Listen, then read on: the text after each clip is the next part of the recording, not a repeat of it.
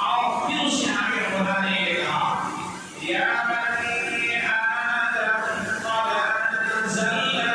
علیکم لباسا یواری سوآتکم وريشا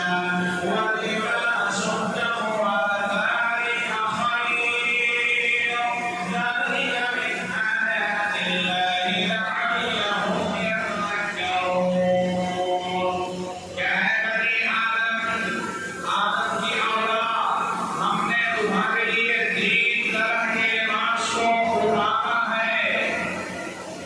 یہ لباس آسمان سے اتارا گیا یہ پانی یہ بارش جو ہو رہی ہے اسی کے دوپہر اللہ نے لباس کے سارے سسٹم کو بنایا جیسے قرآن نے یہ کہا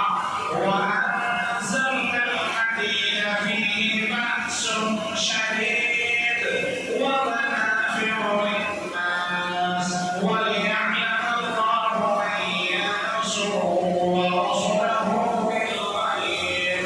إِنَّ اللَّهَ قَوِيٌّ عَزِيزٌ ہم نے آسمان سے لوہے اتارے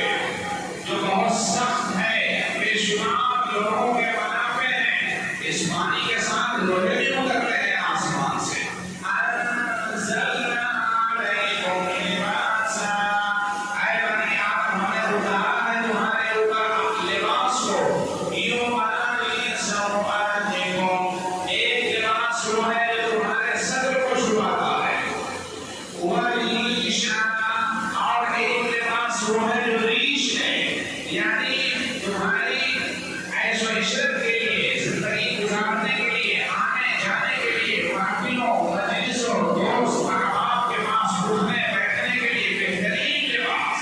جس کو زینت کا لباس کہا جاتا ہے وہ ہم نے تمہیں عطا کیا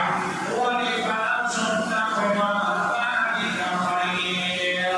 لیکن تقوی کا لباس ان تمام لباسوں میں سب سے زیادہ بہتر ہے آپ مفسرین نے لکھا وَلِبَاسُ أَهْلِ التَّقْوَىٰ اہل اللہ کا لباس یہ سب سے بہتر لباس اور ایک جگہ قرآن نے کہا یا بنی آدم اے آدم کی اولاد خذوا زینتکم یعنی ریشکم